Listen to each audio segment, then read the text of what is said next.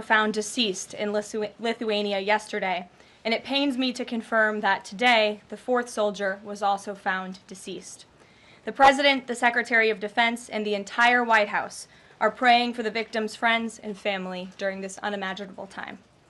This is another stark reminder of the selfless sacrifice of our brave military men and women who risk their lives around the world every day to keep us safe. God bless them. On another note, at our southern border, there is more massive news. Southwest border crossings in March fell to the lowest level in American history, down 94% from March of last year under President Biden, when 137,000 illegal aliens poured across our wide-open southern border. Thanks to President Trump's leadership, Border Patrol agents are now back to doing the jobs they signed up for, securing the border, rather than serving as travel agents for illegal aliens. The Los Angeles Times captured the Trump effect on the border with a recent article. Their headline read, "California-Mexico border, once overwhelmed, is now nearly empty." With so few migrants coming into the U.S., they wrote, "Shelters that once served migrants have completely closed." Deportations of illegal aliens who threaten the safety of the American people are also continuing at a rapid pace. Over the weekend, the United States military transferred a group of 17 violent criminals from the Tren de Aragua and MS-13 terrorist organizations to El Salvador. And an illegal alien who was released by the Biden administration into our country was just arrested in Georgia and charged with the horrific killing of Camelia Williams, a mother of 5 and grandmother. The suspect has now been indicted on charges of malice murder, felony murder, aggravated assault, rape, aggravated sexual battery, and necrophilia, which, for those who don't know, necrophilia is a sexual obsession with a corpse. This suspect was ordered to be removed in July 2023, but the Biden administration allowed him to stay. This case represents the ruthless murderers, rapists, and pedophiles who Joe Biden and Democrats let into our country over the past 4 years through our southern border. They should have never been here in the first place. Keep this in mind the next time you see Democrats protesting future illegal alien removals from our country. President Trump is focused on fulfilling his greatest obligation, to keep the American people safe and to defend our country from violent invaders. Looking ahead to tomorrow, April 2nd, 2025, will go down as one of the most important days in modern American history. Our country has been one of the most open economies in the world, and we have the consumer base hands down, the best consumer base. But too many foreign countries have their markets closed to our exports. This is fundamentally unfair. The lack of reciprocity contributes to our large and persistent annual trade deficit that's gutted our industries and hollowed out key workforces. But those days of America, beginning tomorrow, being ripped off are over. American workers and businesses will be put first under President Trump, just as he promised on the campaign trail. The president's historic action tomorrow will improve American competitiveness in every area of industry, reduce our massive trade deficits, and ultimately protect our economic and national security. President Trump's economic vision is rooted in common sense. America will offer companies the lowest taxes, energy costs, regulations, if they make their products right here in the United States and hire American workers for the job. It's simple. If you make your product in America, you will pay no tariffs. We have already seen a number of the largest companies in the world respond to this economic approach. For example, Project Stargate, led by Japan-based SoftBank and US-based OpenAI, and Oracle, announced a $500 billion private investment in the United States-based artificial intelligence infrastructure. Apple announced a $500 billion investment in U.S. manufacturing and training. NVIDIA announced it will invest hundreds of billions of dollars over the next 4 years in U.S.-based manufacturing. And the Taiwan semiconductor manufacturing company TSMC announced a $100 billion investment in U.S.-based chips and manufacturing. These are just a few of the investment announcements that have already been made, and it is clear that President Trump's America First approach is already working. In our new media seat today is Mark Halperin, the co-founder and editor-in-chief of Two Way, a new live video platform that builds communities around interactive conversations with leaders and content creators from every subject area. Mark and his colleagues welcome all voices into discussions that are spirited but respectful. They have over 37.5 million video views, over 3.6 million watch time hours since the platform began just last year. This is new media in its truest sense, allowing the people to ask questions, make comments, and be an active part of engagement on the most important issues facing the country and our world. With that, Mark, please kick us off, and welcome to the briefing room. Thank you, Caroline. Appreciate it. I'll ask you a question about tariffs and then one from one members of our community about education. It's perceived by some that companies or countries, if they change their policies either before tomorrow or after tomorrow, can have the president alter what he's planning for that country or that sector. Is that a possibility? And if so, what factors the president consider in making those changes? Well, the ultimate change for these companies and these countries, Mark, will happen when they decide to do business in the United States of America. And as I just laid out, they will face no tariffs at all if these companies choose to invest here in the United States and to move their production and their manufacturing here to the United States as well. As for tomorrow, the president will be addressing the decades of unfair trade practices that have ripped our country off and American workers off. It has hollowed out our middle class. It has destroyed our heartland, and the president is focused on reshifting our global economy to ensure that America is once again the manufacturing superpower of the world. So if they do something today or later in the week that's a pledge for future activity, would that be good enough potentially to alter the policy? Again, the president has been looking at the very unfair trade practices of the past. Certainly, the president is always up to take a phone call, always up for a good negotiation, but he is very much focused on fixing the wrongs of the past and ensuring that American workers have a fair shake. So if someone calls after tomorrow and says, hey, I'm ready to make a change, he'd be open to that? The president is always open to taking calls. Okay. A question from one of our community members. Katie Reeves is a school teacher in Wisconsin. She's taught K through 8 in public, independent, private, and private schools. And here's what she wanted me to ask you. She says, I see the elimination of the Department of Education as an excellent first step in the improvement of our school system. Do you see any further role the federal government can take beyond this, possibly in promoting the expansion of voucher programs or reducing the influence that teachers' unions hold over our schools? Well, first of all, I want to thank Katie for her service to our country and our nation's children. Being a teacher is the most noble profession that we believe one can have. And the president said in his remarks when he signed the executive order to dismantle the Department of Education that he loves our teachers. And in part, this order is to empower our teachers to have greater decision making in the classroom. Nobody knows our nation's children and our students better than our teachers who are with them every single day.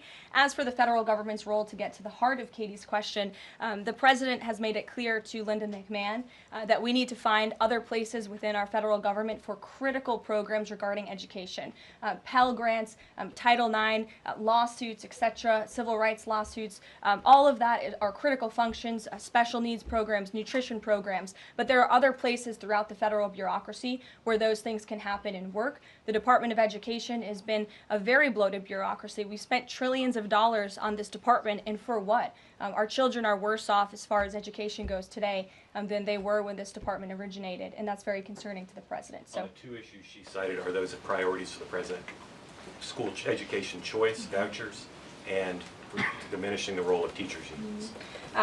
The president is very supportive of both of those things, particularly when it comes to school choice. He has said that school choice is the civil rights issue of our time, and he wants every child, regardless of zip code, socioeconomic status, how much money their parents have, to be able to go to the school of their choosing that best suits their educational needs. And he is going to empower state and local leaders to make those decisions on behalf of our nation's children.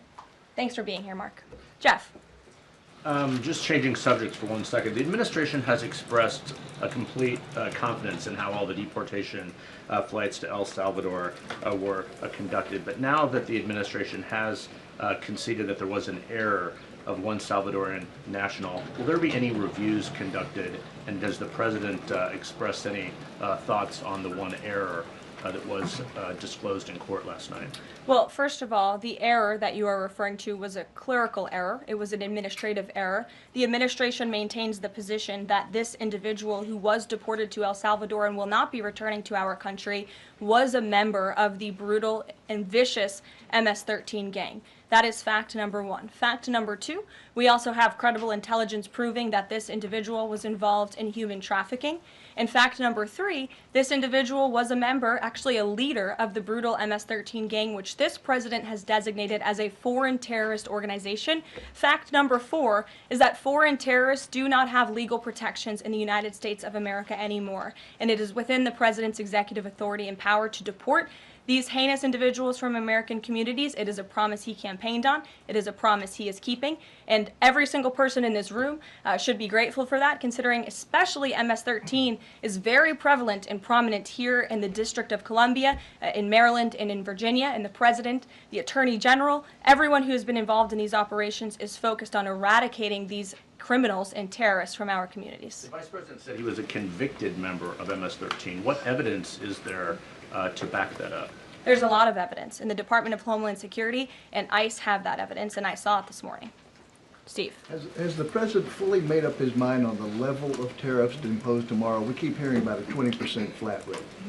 The president said last night he has made a decision and a determination. I was with him in the Oval Office earlier, and he is going to announce that decision tomorrow. I don't want to get ahead of the president. This is obviously a very big day. He's with his trade and tariff team right now, perfecting it to make sure this is a perfect deal for the American people and the American worker, and you will all find out in about 24 hours from now. And are the car tariffs going to go into effect on April 3rd as scheduled? Correct. Yes, they will.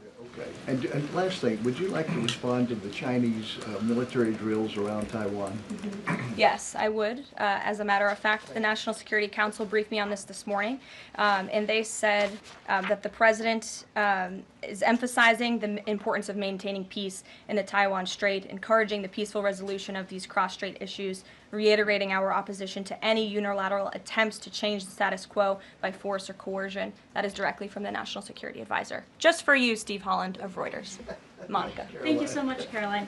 Elon Musk this week revealed that Doge found that the Biden administration issued over 2 million Social Security numbers to illegal aliens, found 20 million dead people marked as alive in the Social Security system.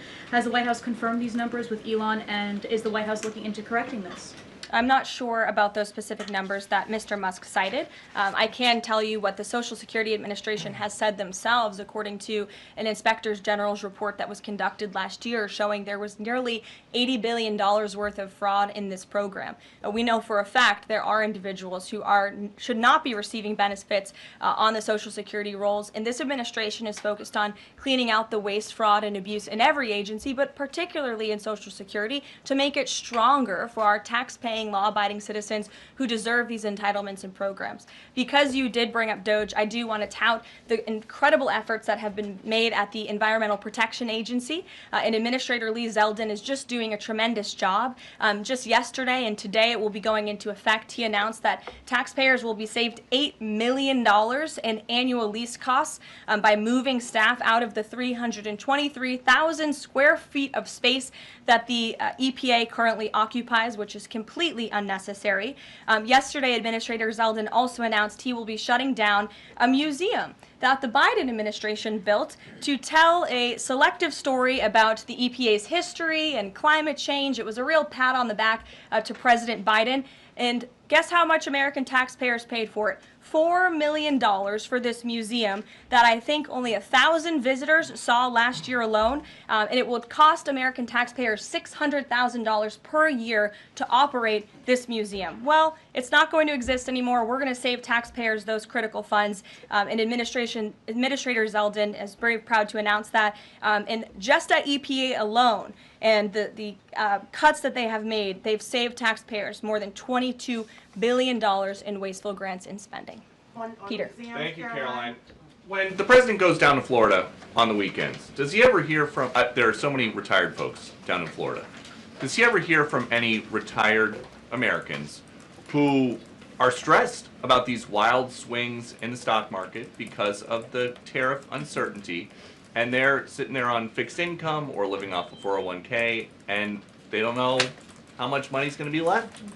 Well, certainly they are legitimate concerns, and the president takes those concerns very seriously, and he's addressing them every single day. And tomorrow's announcement is to protect future generations of the senior citizens you mentioned. It's for their kids and their grandkids to ensure that there are jobs here in the United States of America for their children to live the American dream, just like they presumably did. And as for their worries about their 401ks, their Social Security, I just addressed Social Security. This president is always going to protect it for our tax-paying senior citizens. As for their 401ks, look at what President Trump did for you in his first term. He is working on implementing that economic formula every single day by lowering inflation, lowering energy prices, massive deregulatory efforts, while simultaneously effectively implementing tariffs. And they'll hear more about that announcement tomorrow. And you said that the president right now is with the trade and tariff team. They are very confident that this is all going to work. But what if Yes. they're wrong? They're not going to be wrong. It is going to work. And the president has a brilliant team of advisors who have been studying these issues for decades. We are focused on restoring the golden age of America and making America a manufacturing superpower. And again, Peter, I would point you to the investments that have already trickled into this country. And the president hasn't even made his tariff announcement yet tomorrow. There have been billions of dollars in private investments from around the world pouring into American communities. What does that look like for those watching at home, for the people you mentioned worried about their own economic circumstances? It means more jobs in your communities, which means more money, more investments, more money in your pocket. That's what the president is committed to. And I would be remiss if I didn't mention the president's commitment to tax cuts, which we are counting on Congress to do, especially on Social Security. And one more. Sure. Are the special elections today a referendum on the president? I think first of all, as you know, I'm a government employee now, so I'm not very much allowed to comment on elections that are taking place. That's something to get used to, having just been on the campaign trail for quite some time. But the president is the leader of the America First movement and the MAGA movement. And that was made very clear on November the 5th when he received nearly 80 million votes. I could also say that it is the constitutional right of every law-abiding American in these places where these elections are being held to vote, and every American should exercise their constitutional rights. Sure. Thanks, Caroline. A few questions about this deportation case. First, I wanted to clarify something that you said to Jeff a few minutes ago. You said you'd seen evidence that this man was a convicted gang member. In what court was he convicted and for what? This individual was an MS-13 ringleader. This individual was also engaged in human trafficking. And I'm glad you brought up this point again, because I would like to point out that if you just saw the headline from the insane, failing Atlantic magazine this morning, you would think this individual was Father of the Year, living in Maryland, living a peaceful life, when that couldn't be further from the truth. They didn't even mention in the title of that article, or even in the first paragraph, that this individual is an illegal criminal who broke our nation's immigration laws. He is a leader in the brutal MS-13 gang, and he is involved in human trafficking, and now MS-13 is a designated foreign terrorist organization. Foreign terrorists have no legal protections in the United States of America, and this administration is going to continue to deport foreign terrorists and illegal criminals from our nation's interior. But a judge ordered that he should remain in this country. So are you saying that it is okay to ignore a judge's ruling if you don't like it? Who does that judge work for? He's an immigration It was an judge. immigration judge who works for the Department of Justice at the direction of the Attorney General of the United States, whose name is Pam Bondi, who has committed to eradicating MS-13 from our nation's interior. And let me tell you why we've made this commitment. MS-13, may I remind each and every one of you, is a brutal and vicious gang. They raped and strangled a 20-year-old autistic woman to death in Maryland. They hacked 4 people to death with machetes in a park on Long Island. They have kidnapped, sexually tortured, and shot a teenage girl in Texas after she insulted them, allegedly. Killed and mutilated a 17-year-old girl in Virginia, stabbing him 16 times and cutting off his hands. They beheaded and cut out the heart of a man in Washington, D.C. They raped and murdered a 13-year-old girl in California. They sex trafficked a slew of young girls, including one who was just 12 years old. Raped an 11-year-old girl in Brooklyn while her brother was in the room. Sex trafficked a 13-year-old in Maryland and Virginia, miles away from this White House, even beating her 26 times on her backside with a baseball bat.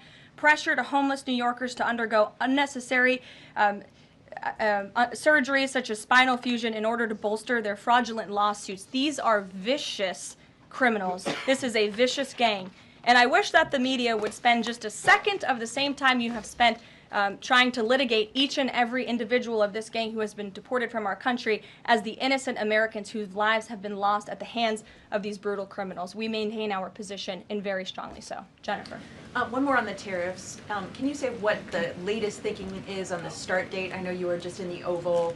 Are they all going to take effect this week on the reciprocal tariffs? And whenever they start, is that enough time for companies and everyone involved to adjust to that start date? My understanding is that the tariff announcement will come tomorrow. They will be effective immediately. And the president has been teasing this for quite some time, as you know. He's talked a lot about April 2nd as Liberation Day in America. It would be taking place today if not for April Fool's Day. But tomorrow will be the day, and he's been talking about it for a while. And as a result, you've seen these companies make commitments to investing right here in the United States.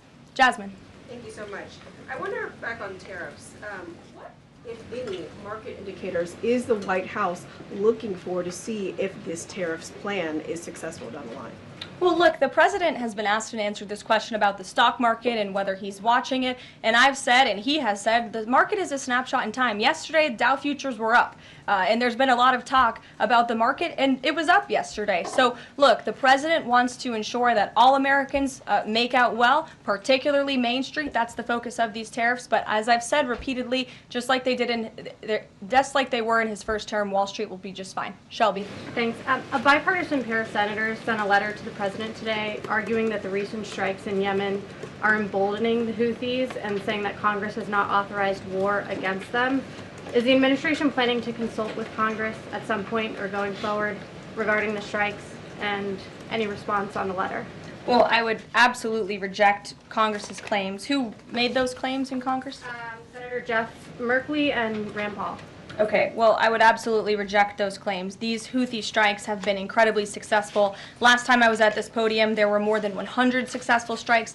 There have now been over 200 successful strikes against the Houthis. Iran is incredibly weakened as a result of these attacks, and we have seen they've taken out Houthi leaders. They've taken out critical members who were launching strikes on naval ships and on commercial vessels, and this operation will not stop until the freedom of navigation in this region is restored, which is a critical principle. And this president stands behind our Defense Department, who's doing a tremendous job. And are they going to, is the White House going to confer with Congress going forward on this? I would have to ask our team here at the White House, but the president is well within his authority, as is the Secretary of Defense. Again, these are defensive strikes. The Houthis have been launching attacks on U.S. naval vessels and commercial ships for quite some time. Go ahead. Caroline, Yeah. The pause on the Canadian and Mexican tariffs, the fentanyl tariffs, that's set to expire tomorrow. Is the president considering extending that pause? Look, I will let the president speak on the specifics of the tariffs tomorrow. But as for fentanyl, we have seen this has certainly caused a national security crisis here in the United States. Fentanyl continues to be the #1 killer of young people in this country, and the president is very much focused on that. Deanna. Thank you, Caroline. The president recently signed an executive order on making D.C. safe and beautiful. On the campaign trail, he talked about making New York great again.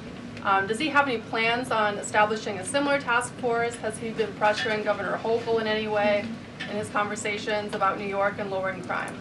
Well, he has been in correspondence with Governor Hochul quite a bit on the issue of crime, also on the issue of congestion pricing, and so many other issues that are facing New Yorkers. And he wants New York to clean up their streets just as he does here in Washington, D.C. He also speaks to Mayor Adams as well. So he's engaged with state and local leaders across the entire country to ensure they're doing their part to help American citizens in each and every state, regardless of if it's a red state or a blue state. A question on Russia. Yesterday, the Russian government said that their new goal is 160,000 conscripts for the war. Has the president seen that number, and does he have any response given his recent conversations on peace talks? Well, I can tell you what the president said last night, and that is he is frustrated with leaders on both sides of this war. He wants this war to end. There are men that are dying on both sides, and it's been going on for far too long. Our team continues to be engaged with the Russians as we are with the Ukrainians, and the president continues to be very, very much engaged on this topic every single day. Caroline. Sure. Caroline, Sure. The president said over the weekend that he couldn't care less if prices went up on foreign cars because people buy more American cars. There's been consensus from a lot of economists that these tariffs could raise prices on other goods as well. Is the president comfortable with Americans on Main Street paying more because of these tariffs? The president is doing everything he can, and this entire administration is doing everything we can to bring down the cost of living in this country. An inflation mess that was fueled by the previous administration's reckless spending, overburdensome regulations that this administration is focused on slashing every single day. I just read you a statistic just from the Environmental Protective Agency alone. We're saving taxpayers money that's ultimately going to drive down inflation, and we're unleashing the might of our energy industry, which will bring down prices as well. To the heart of your question, because this is very important to the American people, you should trust what this president did for you in his first term. He effectively utilized tariffs while driving down inflation. It was a record low 1.4% when he left office, and he's focused on getting back to that. It's unfortunate the previous administration left us in this mess. Sure. Representative Anna Paulina Luna left the Freedom Caucus over their lack of support for her bill that would allow new parents to proxy vote around 12 weeks around the birth of their baby. Does the president support that bill? I'm not sure. I haven't actually talked to the president about that bill, but I certainly can and can get a take on if he supports it or not. Thank you. And one more. The D.C. Circuit ruled last week that the president can fire holdover Biden appointees of independent agencies. Will this ruling empower President Trump to dismiss more federal employees? Well, the president has given the responsibility to his cabinet secretaries to hire and fire at their respective agencies, and they reserve that right. You saw the Secretary of Health and Human Services announced more layoffs today. This is all part of the administration's effort for a mass reduction in force in the federal bureaucracy here in Washington, D.C. to save American taxpayers money. As for agencies within the president's executive authority, the president retains that right. And we've seen there have been bureaucrats at some of these agencies that have been trying to act independent. They need to remember who they work for. It's the executive of the executive branch. You look at the United States Institute of Peace, for example. There was a little bit of a standoff with bureaucrats over there who didn't want to realize who they work for, and that is Donald Trump. And President Trump is focused on streamlining these agencies to save American taxpayers money, and he has every right to do that. Karoline. Sure. Go ahead. Thanks, Caroline. Yeah. In Gaza, the bodies of 15 rescuers have been found in their sort of ambulances where they were apparently killed by Israeli forces. Just wondering if the White House is going to be calling on Israel to investigate that and to try and avoid similar casualties involving rescue workers in future. Well, as for the specific situation you just mentioned, I'll talk to the president about it and our national security team. What I can tell you is what I've spoken with the president on. He very much remains committed to backing Israel, and it was only because of this president and his team's leadership that we had a temporary ceasefire in Gaza, that we were able to bring many hostages home. And the president made it very clear to Hamas, you get the hostages out, all of them, or there will be hell to pay. And Hamas is certainly witnessing what it feels like for all hell to be paid, and the president supports Israel's right to defend itself. Any progress at all on a ceasefire at the moment, as far as the president's concerned? The president and his team continue to be engaged on this every single day. Sure. Go ahead, Tamara. So I'm just wondering, related to that, if you have an approximate date for the president's first foreign trip. I think there was a little confusion yesterday about what month he was talking about. And then will he need a ceasefire to be in place or closer, either in Gaza or in Ukraine, before that trip takes place? Mm-hmm. The president will be heading to Saudi Arabia in May. As for specific dates and details, we will be reading those out to you as soon as we possibly can. I know our teams are working on the details of that trip. And then again, as for a ceasefire, the president's made it clear that's what he wants to see in Russia and Ukraine, and his team continues to be engaged on it every day. And Kelly. Signal, you said case closed yesterday. Do you, as that case was closed, do you have anything that you can share about what was learned, how this can be avoided in the future, any sort of findings from that investigation? The case is closed, and the president continues to have confidence in his national security advisor. Yes, Kelly. Kelly. Thanks, Karoline. So Sorry, the president Ed. has said, Ed, I'll come to you after. The president I'm said, glad you're so eager to ask a question. It's Liberation Day. Yes, it is. Caroline, the president has said foreign countries and companies will eat the cost of tariffs. In his speech on Inauguration Day, he said, quote, "Instead of taxing our citizens to enrich other countries, we will tariff and tax foreign countries to enrich our citizens. Right. So then why did he have to tell the domestic automakers not to raise prices? Well, that was a private conversation that was had. I'm not sure if that comment was made or was not made. But as for what the president said in his inauguration day speech, he's absolutely correct. A tariff will be a tax on these foreign nations, these foreign companies, and if they want to be absolved of that tariff, then they can come here to the United States of America to do business, bring their jobs here. Yes. Edward, go ahead. Thank you. So Canadians have been negotiating with the Commerce Secretary over the trade, the tariffs.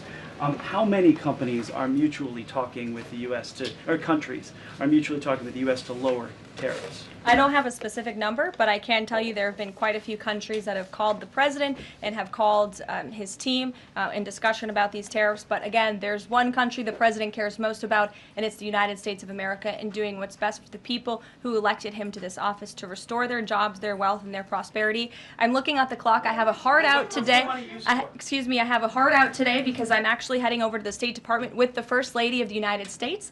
She will be delivering remarks at 1 o'clock this afternoon at the 19th International Women of Courage Award ceremony with our great Secretary of State Marco Rubio that starts at 1. This is the 5th year Mrs. Trump is participating and standing with brave women leaders who embody American values abroad. And the First Lady in her remarks today will highlight the profound connection between the love and courage that will be shown by this year's honorees. I encourage everybody to tune in at 1 o'clock, and then we'll see you all tomorrow for Liberation Day. Thanks, guys. Thanks, Caroline. Thanks, Caroline.